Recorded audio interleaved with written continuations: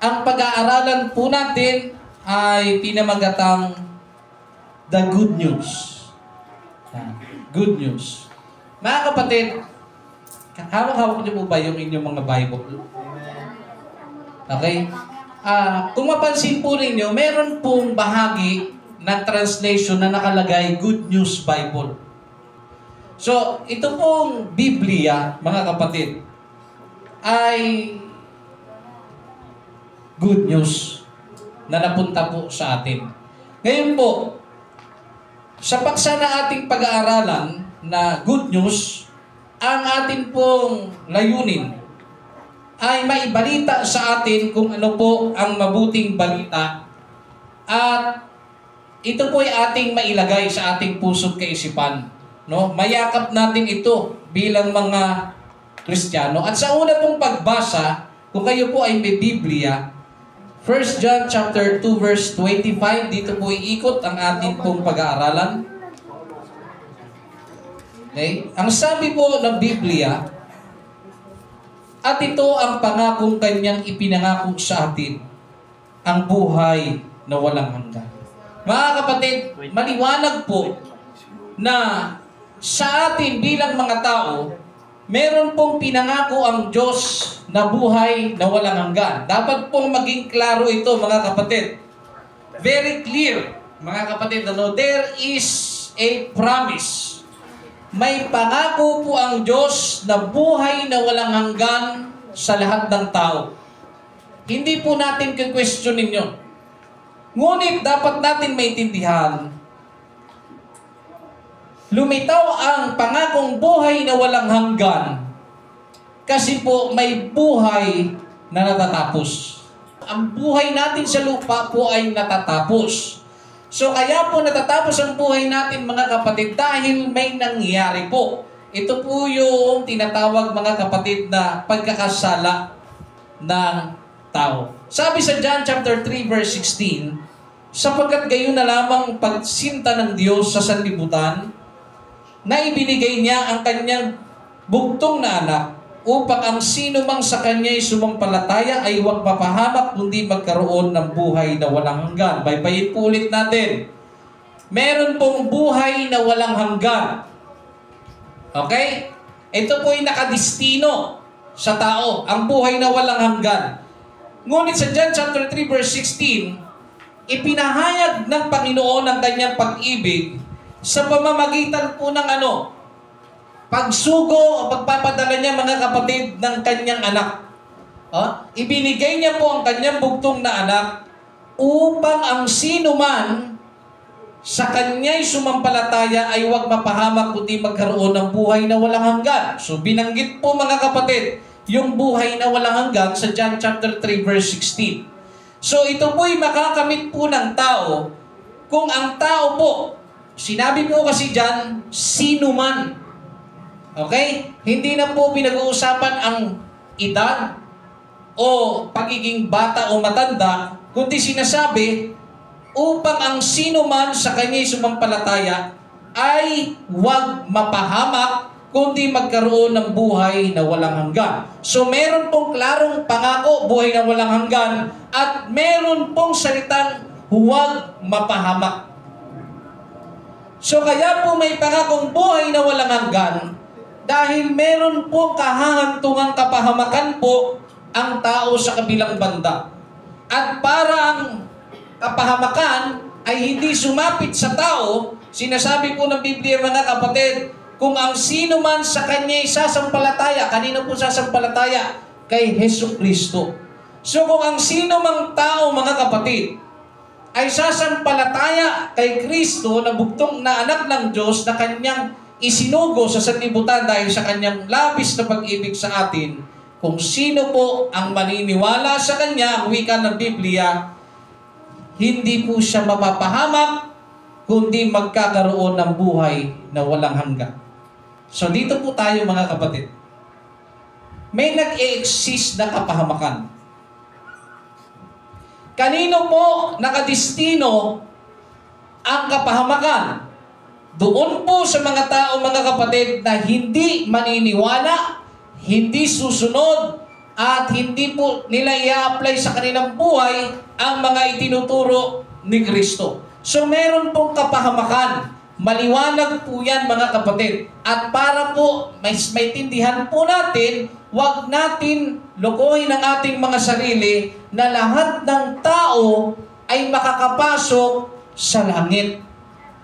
Although malinaw po na sinasabi ng Biblia, hindi ibig ng Diyos na ang lahat ay mapahamak. Hindi yun gusto ng Diyos. Hindi po kalooban ng Diyos na mapahamak ang lahat ng tao. Subalit, meron pong realidad na mapapahamak po ang maraming tao. Marami pong tao, mga kapatid, ang mapapahamak na hindi sana gusto ng Panginoon. Subalit, dahil yun ay mangyayari, dahil marami pong tao ang hindi naniniwala sa Diyos. Hindi naniniwala, mga kapatid, na may isinugong Kristo sa sanlibutan upang iligtas po ang mga tao. Ngayon po, let us go from the beginning, mga kapatid. Lumabas po o nagkaroon po ng promise o pangako sapagkat ang tao po ay papunta sa kapahamakan. Maliwanag po, mga kapatid. Ulitin ko po ulit. Lumabas po ang pangako dahil po sa nag-e-exist, naghihintay na kapahamakan po, mga kapatid, sa tao. Ngayon po, bakit po may kapahamakan?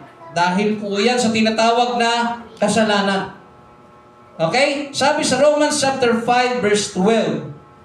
Kaya nga, kung paano nasa pamamagitan ng isang tao ay pumasok ang kasalanan sa sanlibutan at ang kamatay ay sa pamamagitan ng kasalanan at sa ganito'y ang kamatayan ay naranasan ng lahat ng mga tao sapagkat ang lahat ay nangagkasala.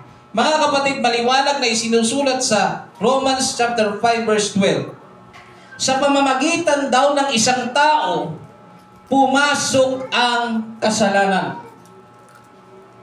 Maliwanag po, dahil lang po yan sa isang tao, pumasok po ang kasalanan dito sa ating buhay, sa sanlibutan. Pagpasok po ng kasalanan, mga kapatid, sa sanlibutan, nagkaroon po ng Nagkaroon po ng kamatayan ng tao. Sa orihinal na plano ng Diyos, mga kapatid, ayaw niya na ang tao po ay mamatay.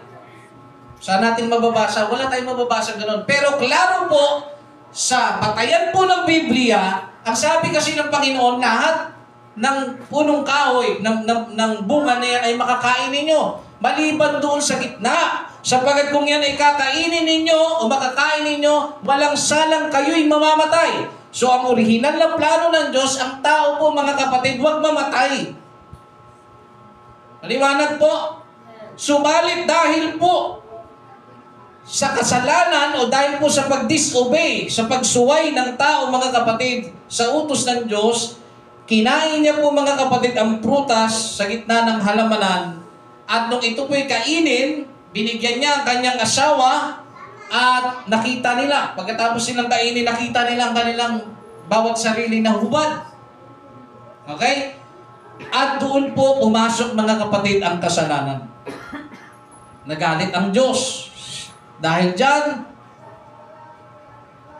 sasapit po ang kamatayan. So, ibig sabihin, sa orihinal na plano ng Diyos, hindi niya nais na ang tao po ay mamatay. Subalit dahil sa pag-disobey ng tao, pumasok po ang kasalanan at dahil sa kasalanan, mga kapatid, ang kamatayan ay nararanasan nating lahat. Maliwanag po, sabi kaya kung paano na nasa pamamagitan ng isang tao, pumasok ang kasalanan sa sanlibutan at ang kamatay ay sa pamamagitan ng kasalanan. At sa ganito'y ang kamatayan ay naranasan ng lahat ng mga tao sapagkat ang lahat ay nangagkasala. So, ibig sabihin, mga kapatid, wala po sa ating matuwid, wala po sa ating banal at malinis. Lahat po ng tao, mga kapatid, ayon sa Biblia, ay nagkasala at hindi umabot sa kaluwalhatian ng ating Panginoong Diyos. So, pagpasok po ng kasalanan, mga kapatid, maliwanag, pagpasok ng kasalanan, nagkaroon po ng kamatayan. At naranasan ng lahat ng mga tao ang kamatayan sapagkat ang lahat ay nagkasala. Wala pong hindi makasalanan sa atin. Maliwanag po ba mga kapatid?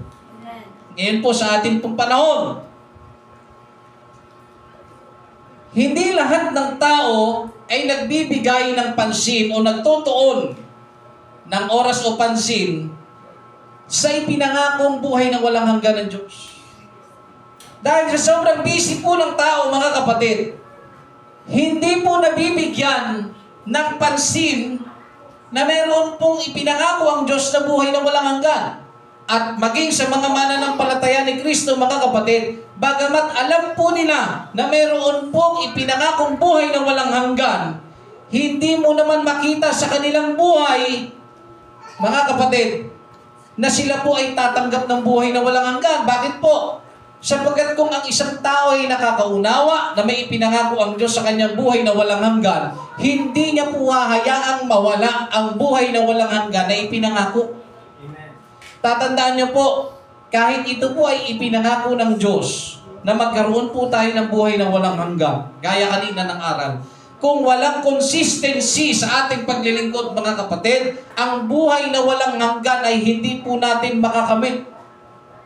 Marami po sa mga tao, matapos nilang makilala ang Diyos, nagsisi sila sa kanilang kasalanan, nabautismuhan sa pangalan ng ating Panginoong Hesus. Subalit, hindi po sila nagpatuloy dahil po, kanina, consistency ang problema.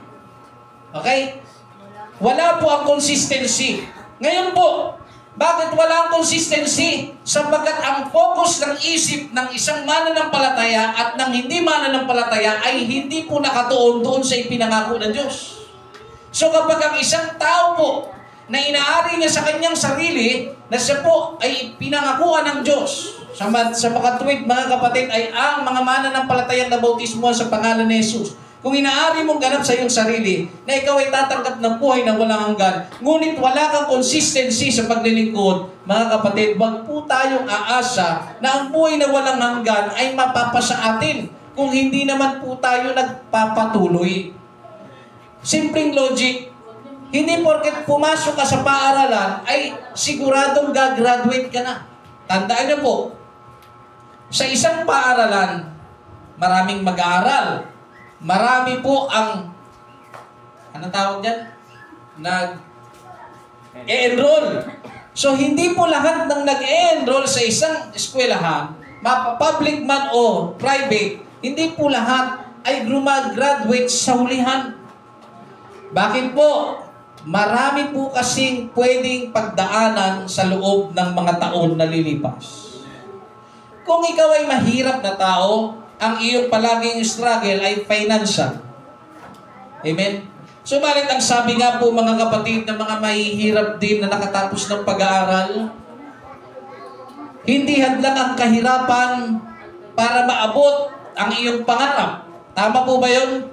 Hindi po hadlang yun. So, pwede nating maabot kung tayo po, mga kapatid, ay mayroon tinatawag na consistency. Bunga po yan ng tinatawag na pag-focus natin sa gusto po nating marating.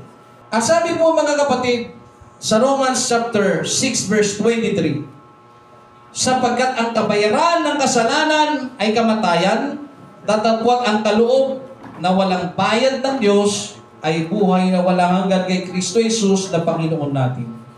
Mga kapatid, ulitin ko ulit, pagpasok ng kasalanan, mga kapatid, nagkaroon ng kamatayan ang tao. Bakit daw po, mga kapatid?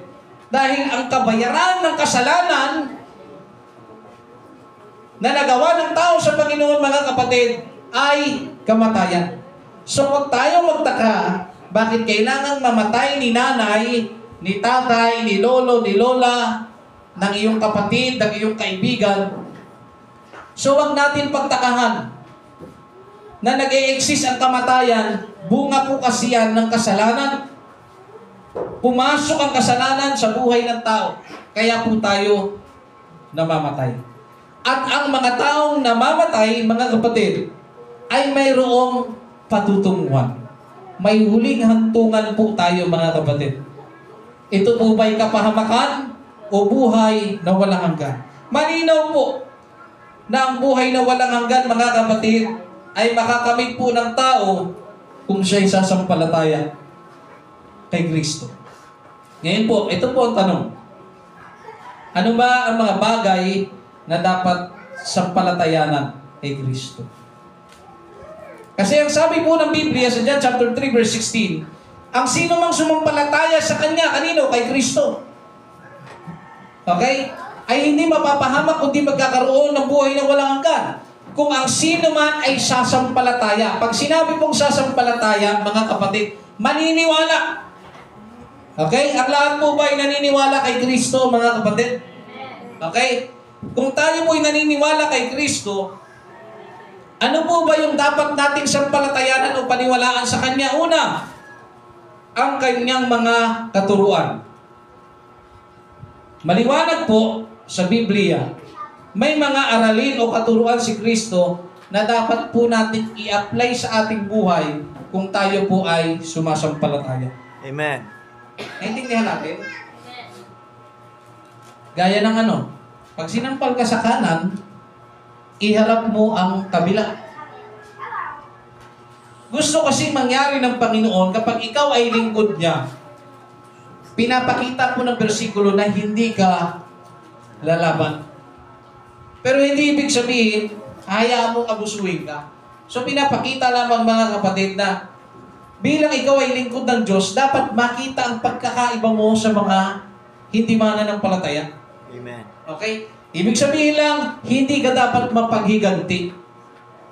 Naunawaan natin? Yan po isa sa mga katuruan ng ating Panginoon Hesus. Ano po ang isa sa kautusan ni Kristo? Kasi ang pangalawa po, na dapat nating dapat po nating sampalatayanan ay ang Kanyang kautusan. May mga kautusan po ang ating Panginoong Hesus na dapat po natin isagawa. Ano po yun? Magbigay po ng isa. Okay? Ipangaral ang ebanghelyo ng Diyos. Utos po yun, mga kapatid. Kailangan po natin ipahayag ang mga salita ng ating Panginoong Diyos sa ikaliligtas po ng maraming mga tao. Sumunod po, ikatlong dapat nating sampalatayanan. Siyempre, yung kabuuan, ang ebanghelyo ni Kristo. Pag sinabing ebanghelyo, mga kapatid, ito po ay good news. Na kung saan ito po yung pinag-aaralan po natin, ang mabuting balita. Ulitin ko po, ang paksa na ating pinag-aaralan, ang mabuting balita o good news. Ngayon po, mga kapatid, ang ebanghelyo sa wikang English yan po ay good news. Ano po ba ang good news? Kasi, kung may good news, may bad news. Di ba? So, ang bad news, mga kapatid, dahil sa kasalanan ng tao, mapupunta po siya sa kapahamakan. Maliwanag po, mga kapatid, na dapat nating maintindihan. Pagpasok ng kasalanan, nagkaroon ng kamatayan, at dahil sa kamatayan, ang sabi, ang kabayaran ng kasalanan ay kamatayan. At dahil sa kamatayan na yan, mga kapatid, dyan po mangyayari ang tinatawag na kapahamakan. Mapapahamak po ang lahat ng tao dahil sa kasalanang nananalaytay sa Kanya. So, ang bunga ng kamatayan, mga kapatid, pag ikaw po ay namatay, ikaw ay mapapahamak saan? Sa impyerno. So, malinaw po, mga kapatid, na mayroong kaparusahan na walang hanggan, na walang iba kundi ang impyerno. Yun ang bad news. Ang masamang balita, lahat ng tao mapupunta sa kapahamakan. Ngunit ang good news, mga kapatid, pakinggan po ninyo, bakit pumasok ang good news? Dahil po yun sa pagmamahal ng Diyos. Dahil sa pagmamahal ng Panginoon, nagkatawang tao ang Diyos. Bakit po? Bakit? Para iligtas tayo. Kasi ang kabayaran ng kamatayan o ang kabayaran ng kasalanan, mga kapatid, ay kamatayan. Namamatay tayo sapagkat pinagbabayaran lamang po natin ang kasalanan na nananalitay po sa atin. At para hindi po tayo mapahamak, ang ginawa ng Diyos na walang kasalanan, nagkatawang tao po sa mga kapatid, at ang kanyang sarili ay kanyang inialay para tubusin tayo sa kasalanan. So dahil sa kamatayan, o dahil sa kasalanan, namamatay tayo. Ulitin ko po, dahil sa kasalanan, namamatay po tayo. At dahil din sa Panginoon, sa kanyang pagkakatawang tao, dahil sa kanyang kamatayan, napawi ang kasalanan. Naunawa natin mga kapatid. Amen. Dahil sa pagkamatay ni Kristo sa krus, napawi ang ating mga kasalanan. Maliwanag? Binayaran ni Kristo ang kasalanan po natin. Subalit, hindi nga lang natin matatakasan, mamamatay talaga tayo. Dahil nananalaytay kasi ang nature ng sin o yung kasalanan sa atin. So kapag ikaw ay namatay, mga kapatid, kung hindi mo pa tinatanggap si Kristo sa buhay mo, mapupunta ka talaga sa kapahamakan.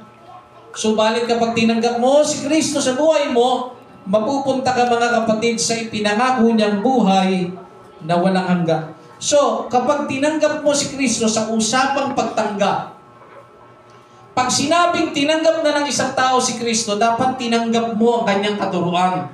Dapat tanggap mo ang kanyang kautusan.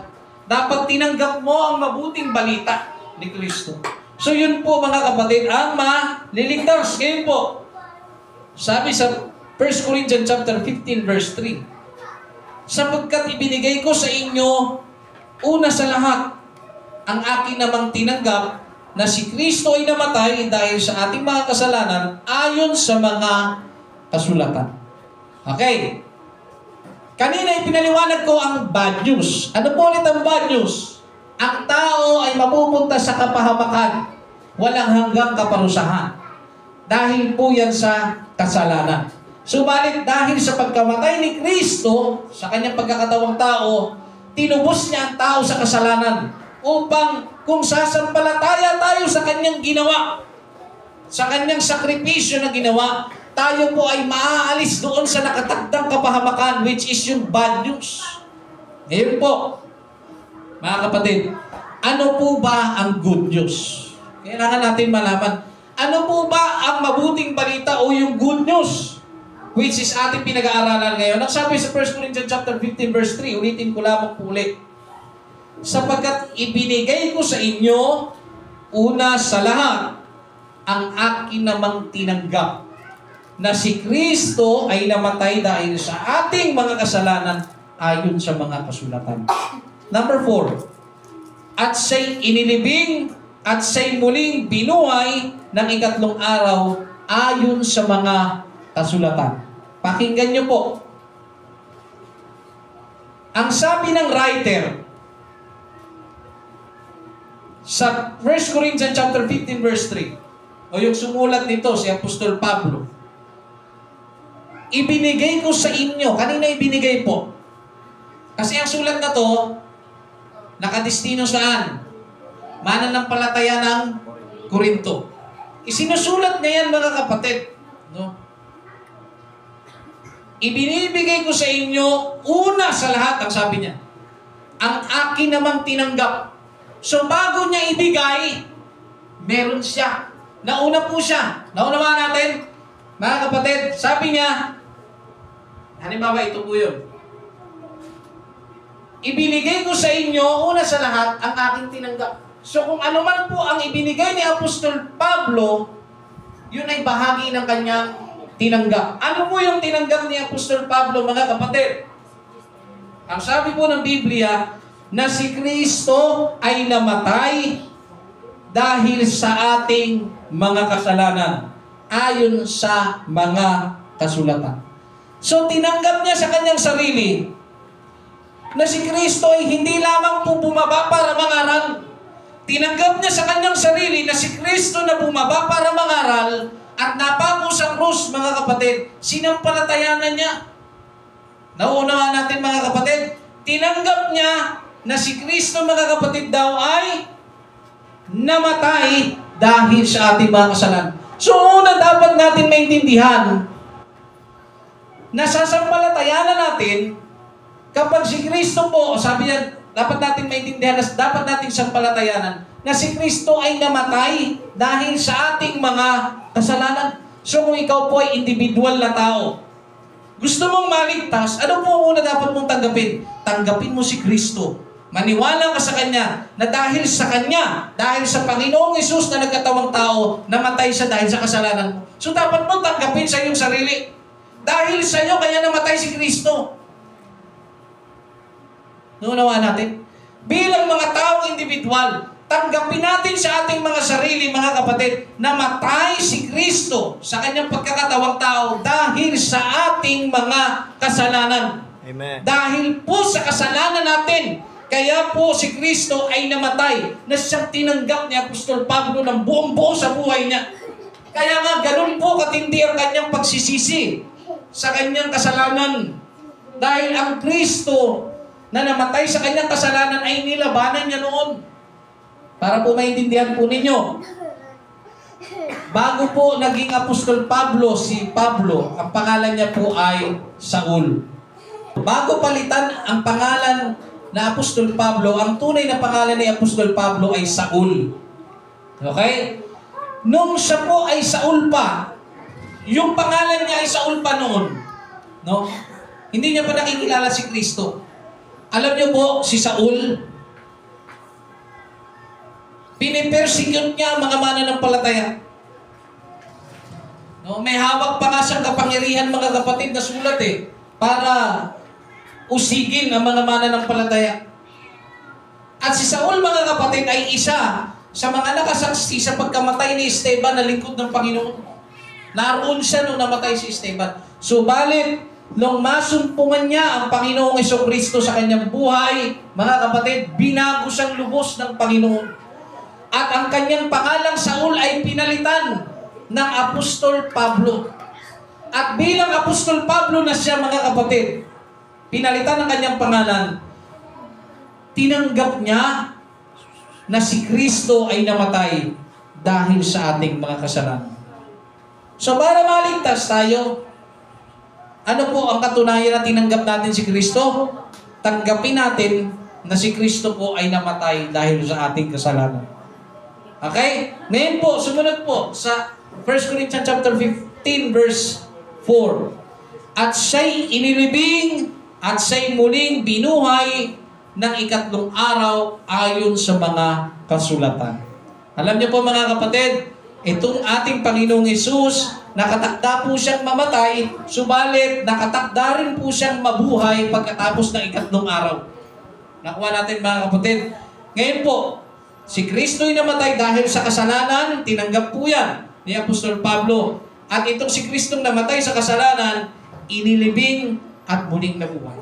So, ibig sabihin, mga kapatid, pag ang tao tinanggap niya sa kanyang sarili na si Kristo ay namatay dahil sa kanyang kasalanan at naniniwala siya na si Kristo ay muling nabuhay, mga kapatid, siya po ay mawawala sa kapahabakan. Nauunawaan natin, mga kapatid. So, kailangan nating maniwala na si Kristo ay namatay, inilibing, at muling nabuhay. Nabuhay sa pagkaraan ng 3 araw. Okay?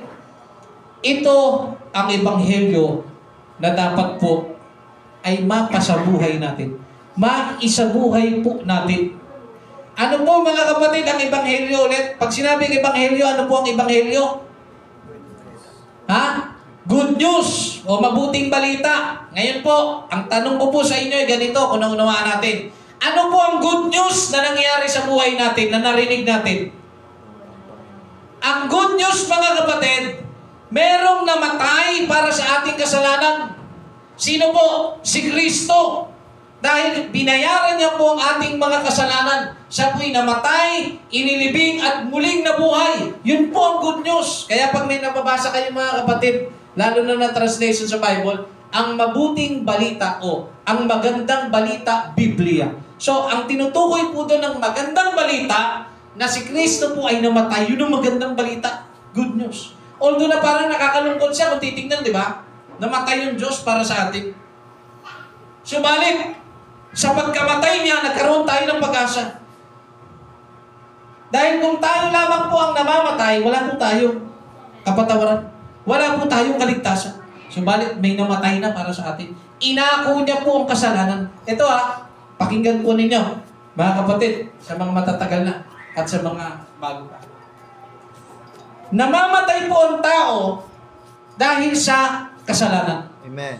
Subalit, pagbaba po ni Kristo, yung kasalanang meron ka, tayong lahat, kinuha niya yun, mga kapatid, sa pamamagitan ng sakripisyo ng kanyang sariling katawan.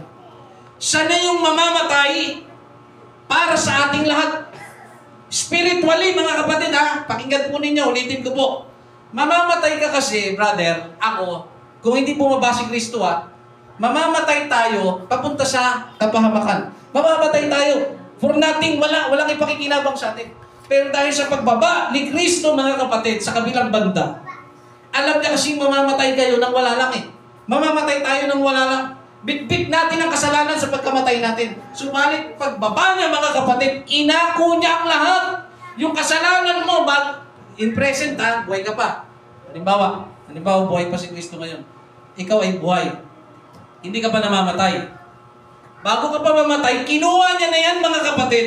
At siya po, pinili niya ang kanyang sarili na siya po ang ihang sa cross. At para mamatay. Nakuha ninyo?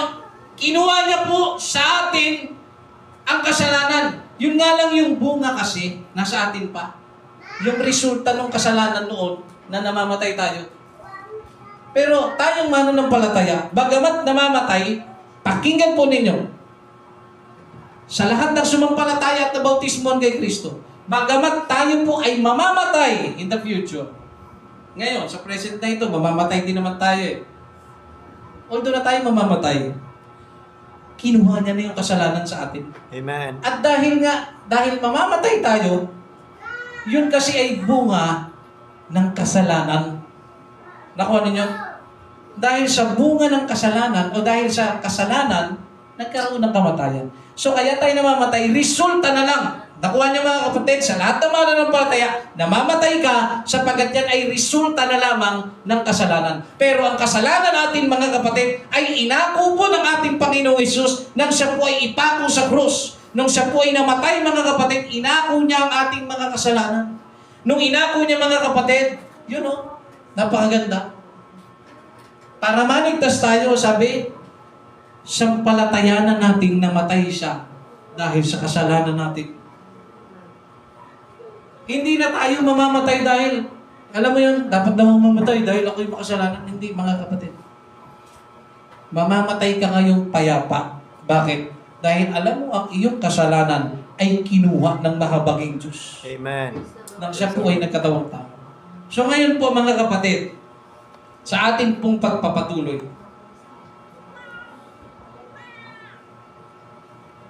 kaya kung ang sino man ay sumasampalataya kay Kristo, hindi ka na mapapahamak. Maliwanag po, ang sino mang taong sasampalataya kay Kristo, hindi na po siya mapapahamak.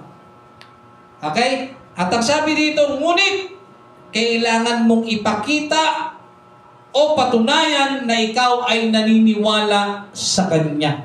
Amen. Hindi po pwede, mga kapatid, narinig ko na ang mabuting balita. Kailangan lang pala akong maniwala. So, naniniwala na ako na si Kristo ay namatay para sa aking kasalanan. Naniniwala na rin ako na siya ay inilibing at siya ay nabuhay pagkatapos ng 3 araw. So, ibig sabihin nun, maliligtas na po ba tayo? Hindi po nagtatapos doon, mga kapatid. Kailangan po natin ma-apply sa ating buhay ang magandang balita. Kailangan po natin, mga kapatid, mamatay sa ating mga kasalanan. Ang sabi po sa Romans chapter 6 verse 3, o hindi ba galing nyo nalalaman na tayong lahat na mga nabautismuhan kay Kristo Jesus ay nabautismuhan sa Kanyang kamatayan? Number 4, tayo nga'y nangalibing nakalakip niya sa pamamagitan ng bautismo sa kamatayan, na kung paanong si Kristo ay nabuhay na maguli sa mga patay, sa pamamagitan ng kaluwalhatian ng Ama, ay gayon din naman tayo'y makalalakad sa panibagong buhay. Sa madaling salita, mga kapatid,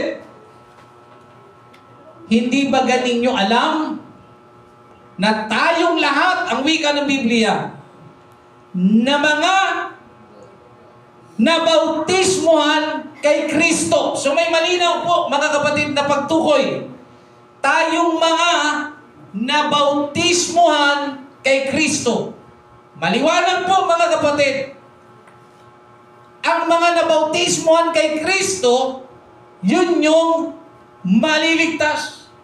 So, hindi ibig sabihin na narinig mo na si Kristo ay namatay, so kailangan ko palang maniwala. So, naniniwala na ako sa iyo na si Kristo ay namatay para sa kasalanan ko.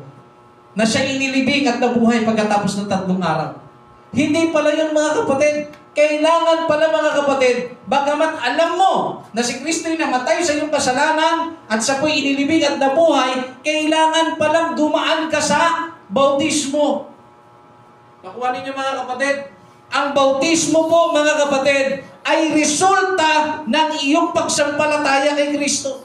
May mga tao po, mga kapatid, na pag narinig nila ang salita ng Diyos, naniniwala po sila yun, naniniwala po kami, nasampalataya kami. Pero kapag tatanungin mo na sila, gusto nyo na bang magpabautismo?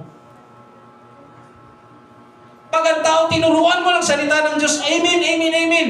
Pag tinanong mo na siya, kapatid, para ma-apply sa iyo ang mabuting balita na si Kristo ay namatay, nilibing at nabuhay, para makita sa iyo na talagang sumasampalataya ka, kailangan mong mabautismuhan sa pangalan ni Kristo. Nung marinig na ng tao, mga kapatid, anong ginagawa ng tao? Ay, hindi pa po ako handa. Yan ang problema ng tao, mga kapatid. Naniniwala ka na si Kristo ay namatay, inilibing at nabuhay na maguli sa mga matay, pero yung resulta na talagang naniniwala ka na dapat ikaw ay mabautismuhan, ayaw mo ngayong gawin. So, maliligtas po ba ang tao?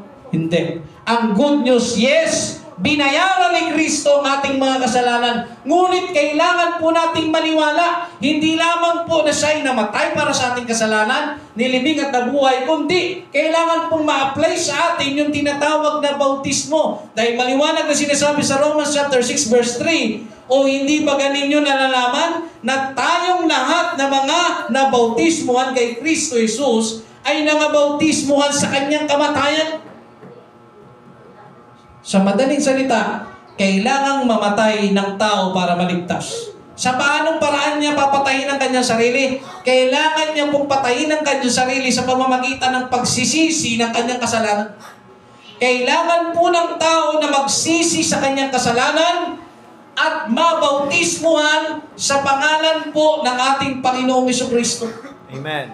Para maligtas ang tao, ulitin ko po, kailangan niya pong magsisi sa kanyang kasalanan. At pag sinabing pagsisisi, hindi mo na uulitin yung mga dati mong ginagawa. Kung ikaw ay isang tao, mga kapatid, na masama, nang bababae ka, nang lalaki ka, o gumagawa ka, mga kapatid, na kahit anumang kasalanan o bisyo, kapag nagsisi ka, hindi mo na dapat yun balikan. Amen. So ngayon, kapag ang isang tao po ay gusto niyang sumampalataya kay Kristo, gusto niyang maligtas, kailangan niya pong itakwil ang kasalanan sa kanyang buhay sa pamamagitan ng pagsisisi sa kasalanan. Amen. Kaya kung ikaw ay palasugal ka, magsisi ka sa Panginoon. At ito po ang aral na hindi matututulan ng kahit na sino. Kailangan ng tao magsisi sa Diyos.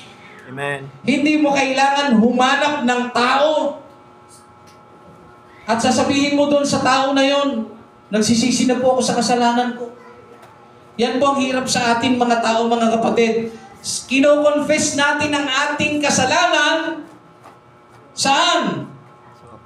Minsan sa leader ng simbahan. Na yung leader ng simbahan na yun, mga kapatid, ay isa rin namang makasalanan. Ang sabi ng Biblia sa unang Juan Kapitulo 1, versikulo 9, mga kapatid, kung ipapahayag natin ang ating mga kasalanan sa Panginoon, ang sabi ng Biblia, tayo ay patatawarin. So ang pagpapahayag ng ating kasalanan, dapat po sa ating Panginoon, hindi po sa kapwa-tao. Nagkasala po tayong lahat sa Diyos. Sa Diyos tayo may atraso. So sa Diyos po tayo hihingi dapat ng tawad. Ngayon po mga kapatid, hindi ba ganin nyo nalalaman na tayong lahat ay nangabautismuhan kay Kristo Jesus, ay nangabautismuhan sa kanyang kamatayan? Number 4, tayo nga'y nangalibing nakalakip niya sa pamamagitan ng bautismo. Nalibing tayo sa pamamagitan ng bautismo na kasama niya. Ngayon po mga kapatid, tayo nga'y nangalibing nakalakip niya sa pamamagitan ng bautismo sa kamatayan, na kung paanong si Kristo ay nabuhay na maguli sa mga patay sa pamamagitan ng kaluwalhatian ng Ama, ay gayon din naman tayo'y makalalakad sa panibagong buhay. Amen. Mga kapatid, hanggat hindi ka pa nagsisisi sa iyong kasalanan at nagpapabautismo sa pangalan ni Jesucristo, mga kapatid, hindi ka pa nakakalakad sa panibagong buhay. Amen. Kaya pag sinabi mo, magbabagong buhay na ako, hindi yun totoo. Ang tunay na pagbabago ng buhay, kapag yan po mga kapatid, ang buhay mo ay ipinagsisi mo sa Panginoon at nabautismuhan ka sa kanyang pangalan, dun palang makakalakad ang tao sa panibagong buhay. Nakuha ninyo mga kapatid? Naintindihan natin? Ulitin ko po Si Kristo namatay. Maliwanag? Amen. Namatay si Kristo. Ang bautismo po, pag ang tao po ay binautismuhan at nilubog sa tubig, larawan daw po yan ng kamatayan ni Kristo. So pinatay mo na ang iyong kasalanan sa pamamagitan ng bautismo. Pag lublog mo sa tubig, mga kapatid, at inangat ka, yun naman po ay nagpapakita ng pagkabuhay ni Kristo. At pag-angat mo sa tubig, mga kapatid, bago ka nang nilalang, sabi ng Biblia, ang lahat po ng sumampalataya kay Kristo, na sila po ay nabautismuhan, pag-angat nila sa tubig, ang sabi ng Biblia, sila ay bago nang nilalang. Ang mga dating bagay ay nagsilipas na narito, sila ay pawang naging mga bago na. Ibig sabihin, mga kapatid, kapag ikaw po ay makasalanan, nagsisi ng iyong kasalanan, at ikaw po ay nabautismuhan, pag-angat nyo po sa tubig, mga kapatid, maaaring sabihin ng kaibigan mo, ikaw pa rin yung dati niyang kilala. Pero sa mata po ng Panginoon, pag-angat mo sa tubig, ikaw ay malinis na, mga kapatid. Amen. Ikaw po ay pinatawad na ng Panginoon. Kaya isipin nating maigi. Hindi po lahat ng taong nabubuhay sa mundong ito ay nabautismuhan na sa pangalan ni Jesus. At pakinggan niyo pong maigi, magkaiba po ang binyag sa bautismo. Dahil ang binyag ay pag-sprinkle, mga kapatid, ng tubig. Sprinkle po yan. Sprinkling. Ang bautismo po, nilulubog sa tubig. Amen. Kailangang ilubog ang tao sa tubig, mga kapatid. Tanda po ng kanyang pagsisisi. At pag-angat niya sa tubig, mga kapatid, bagong nilalang ka na. So pag-angat mo sa tubig, huwag mo nang babalikan ang mga bisyo mo, ang mga pamumuhay mo na makasalanan, tanggalin mo na siya sa buhay mo. At simulan mo nang maglingkod sa Panginoon.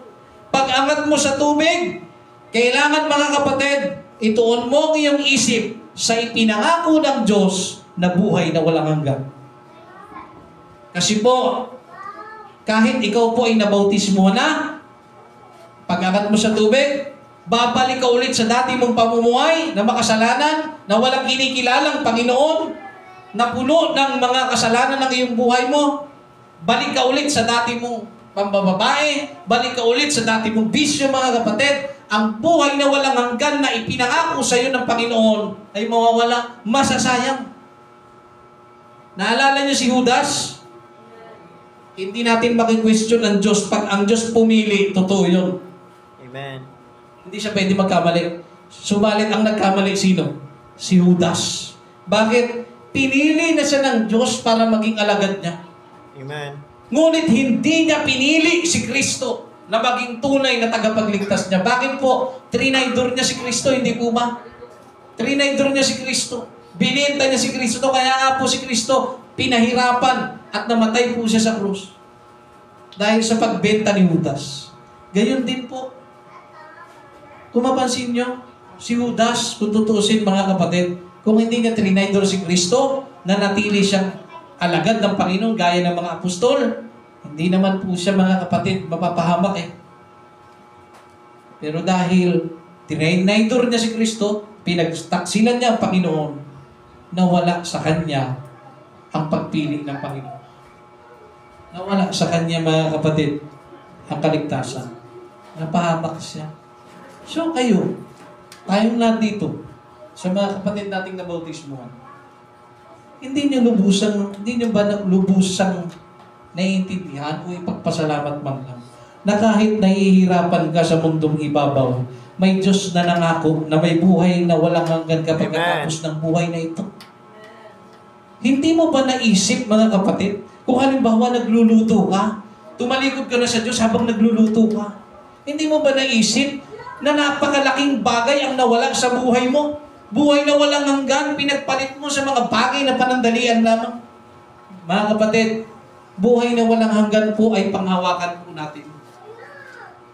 Kailangan ipakita natin ang consistency natin, mga kapatid, sa ating paglilingkod. Kailangan po makita ng Diyos. Ngayon po, mga kapatid, ang sabi po rito, ano ang mangyayari sa isang tao na hindi maniniwala? Maliwanag po ang tanong, ha? Kung ang isang tao po ay ayaw maniwala, ayaw niyang maniwala na si Kristo'y namatay para sa kanyang kasalanan at nalibing at nabuhay para sa kanya, at ayaw niyang maniwala na ang bautismo ay daan para sa ikaliligtas ng tao, ayaw niyang maniwala na kailangan niya dapat na magsisi at mabautismuhan, ano po ang mangyayari sa tao na ayaw pong magsisi at mabautismuhan sa pangalan ng ating Panginoong Hesus? Ang sabi po sa 2 Thessalonians chapter 1 verse 8 hanggang 9 po, ang sabi po ay ganito, na maghihiganti sa hindi nagsisikilala sa Diyos at sa kanila na hindi nagsisitalima sa Ebanghelyo ng ating Panginoong Hesus. Maliwanag po, meron pong paghihiganti na magaganap. Amen. Ayaw mong maniwala sa aral ni Kristo? Ang sabi ng Biblia, maghihiganti ang Panginoon sa mga tao na hindi nagsisikilala sa Diyos at sa kanila na hindi nagsisitalima saan? Sa good news. Sa Ebanghelyo ng ating Panginoong Jesucristo. Number 9, na siyang tatanggap ng kaparusahang walang hanggan. Ulitin ko po, ang mga tao na hindi po maniniwala, hindi po siya magsisisi sa kanyang kasalanan at magpapabautismo sa pangalan ni Jesus, ang sabi ng Biblia, maghihiganti ang Diyos sa mga taong ito. Dahil binigyan na sila ng pagkakataon na magsisi, ayaw pa rin nilang magsisi. Narinig na nila ang aral, narinig na nila kung gaano kabuti ang Diyos, ayaw pa rin magbalik loob ng tao dahil ang tao ay nakafocus sa mga makasalibutang gawain. Mas masaya siya sa kasalanan, mas masaya siya sa walang kapararakang kasiyahan, mga kapatid. Doon niya nakikita kanyang sarili, kahit binibigyan na siya ng Diyos ng pagkakataong magsisi, hindi niya pa rin ginawa, mga kapatid. At sabi ng Biblia, ang mangyayari sa mga taong gayon, maghihiganti ang Diyos sa kanila. At ang sabi sa 9, na siyang tatanggap ng kaparusahang walang hanggang kapahamakan. Tandaan niyo po, maghihiganti ang Diyos sa mga taong hindi maniniwala at kikilala sa Kanya. At ang sabi diyan, sila po ay tatanggap ng walang hanggang kapahamakan. Kaparusahan po yan, mga kapatid. Walang hanggang kapahamakan mula sa harapan ng Panginoon at mula sa kaluwalhatian ng Kanyang kapangyarihan. Mga kapatid, napakasimple, napakagandang good news, mga kapatid. Bagamat tayong lahat noon, nang hindi pa tayo nakakakilala sa Panginoon, lahat tayo ay nakadistino papunta sa kapahamakan. Pero dahil kay Kristo, nang siya po ay mamatay sa ating mga kasalanan, binuksan niya ang kaligtasan sa ating lahat. Ano na naman po ang gagawin natin para maligtas? Magsisi po ng ating kasalanan at magpabautismo sa pangalan ni Jesus. Mark chapter 16 verse 16, ang sabi ng Biblia, ang sumasampalataya at mabautismuhan ay maliligtas, datapwat ang hindi sumasampalataya ay parurusahan. Maliwanag po ang aral ng Biblia. Ang sino man daw pong sumasampalataya at mabautismuhan ay maliligtas. Ngunit ang hindi sumampalataya ay parurusahan. Pakinggan po ninyo mga kapatid. Hindi pinag-uusapan kung ano ang iyong relihiyon. Hindi pinag-uusapan kung gaano ka katanda o gaano ka kabata. Ngunit ang sinasabi ng Biblia mga kapatid, ang hindi sasampalataya sa Kanya, mga kapatid, ay mapapahamak. Subalit ang sabi, ang sumampalataya at mabautismuhan ay maliligtas. Datapwat ang hindi sumampalataya ay parurusahan. Ngayon po mga kapatid, ulitin ko po, para po maligtas ang tao, pakinggan niyo po, hindi po basihan ang mga pangalan ng relihiyon. Amen. Hindi po basihan, mga kapatid, ang laki ng simbahan o ang liit ng simbahan. Hindi po yan ang titignan ng Panginoon. Hindi po titignan ng Diyos kung mayaman ka o mahirap ka, mga kapatid. Hindi po titignan ng Diyos kung matanda ka na o bata ka pa. So, ibig sabihin, ano man ang estado po ng tao, ano man ang estado mo ngayon, mga kapatid, sa mundong ito, isa lang po ang dapat natin gawin. Magsisi, mabautismuhan sa pangalan ni Jesus para tayo po ay maligtas. Ngayon po mga kapatid, dito naman po natin dapat harapin ang dapat nating harapin. Marami sa mga nabautismuhan hindi nagsiseryoso sa paglilingkod. Amen. Dahil sa pera, hindi ka makapaglaan ng oras sa Panginoon. Amen. Dahil sa trabaho, hindi ka makapaglaan ng oras sa Panginoon. Tumanggap ka man ng pagpapala sa Panginoon, nalimutan mo agad ang Diyos. Samantalang nung wala ka pa, walang-wala ka, walang estado ka mga kapatid, puro Panginoon ang nalabas sa bibig mo. Subalit nung nagkaroon ka na wala ang Diyos bigla sa buhay mo. Marami pong ganyan tao mga kapatid. Matapos makakilala sa Panginoon, tumanggap ng konting pagpapala, kinalimutan ng Panginoon. Hindi nila naisip na si Kristo, mga kapatid, ay may ipinangakong buhay na walang hanggan. Sa atin, isipin natin mga kapatid, sa iyo, brother, sa inyo. Sa atin lahat, may pinangako ang Diyos. Kung tutusin, wala naman mapapala ang Diyos sa atin eh.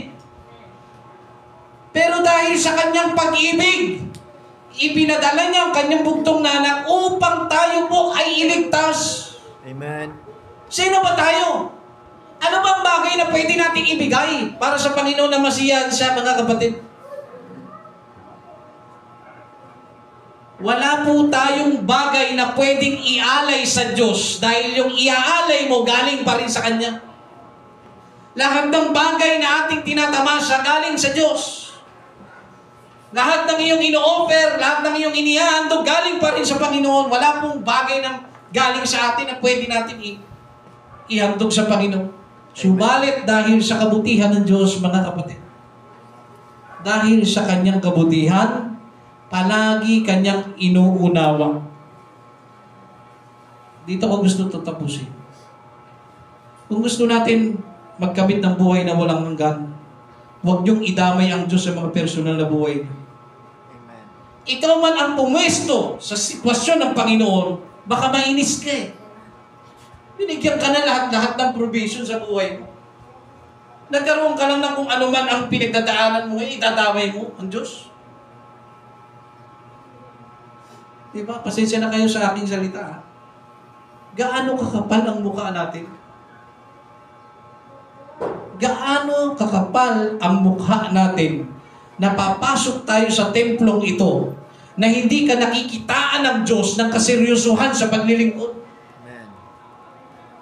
Gaano kakapal ang mukha natin, mga kapatid, na parang okay lang sa atin. Akala mo, hindi nakikita ng Diyos ang spiritual na lagay mo? Amen. Akala mo, mga kapatid, hindi alam ng Diyos ang nangyayari sa iyo? Pero hindi mo ba alam bakit ka nandito? Amen. Dapat maintindihan nyo, kapatid. Ang taong gustong magkamit ng buhay na walang hanggan, siniseryoso ang paglilingkod sa Panginoon. Seryosohin ninyo. Seryosohin ninyo mga kapatid dahil seryoso po ang Diyos na magligtas sa atin. Naunawa natin mga kapatid. So sa oras po ito mga kapatid, ano po ang good news? Ang good news, namatay si Kristo para sa iyong kasalanan. Namatay si Kristo para sa ating mga kasalanan, mga kapatid. Binuksan niya ang kaligtasan para sa atin. At para manatili ang pangakong buhay na walang hanggan, ano po ang dapat natin gawin? Kailangan po nating magpatuloy sa paglilingkod sa Diyos. Gaano man po kahirap ang buhay, gaano man kahirap ang sitwasyon, gaano man kahirap ang mga pagsubok o suliranin, magpatuloy ka sa paglilingkod sa ating Panginoon dahil dyan natin makakamit ang buhay na walang hanggan. Purihin po natin ang ating Panginoon.